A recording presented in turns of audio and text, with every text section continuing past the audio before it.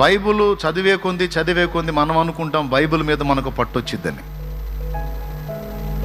Bible చదివే కొంది Bible మీద మంచి పట్టు కలిగిన వ్యక్తి అని అనుకుంటాం. నేను చెబుతున్నా, బైబిల్ మీద ఎవ్వరికి పట్టు రాదు. ఎందుకంటే ఏదో ఒక సోషల్ నవల కాదు, 1-2 సార్లు స్టడీ చేయగానే దాని మీద మ్యాటర్ మీద పట్టు రావడానికి. బైబిల్ మర్మాల గని.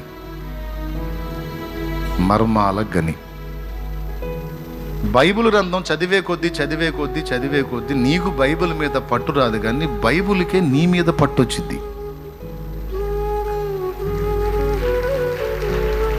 బైబిల్ ఎక్కువసార్లు చదివే కొద్దీ నీకు బైబిల్ మీద కమాండింగ్ రాదు, కానీ బైబిల్కి నీ మీద కమాండింగ్ వచ్చింది.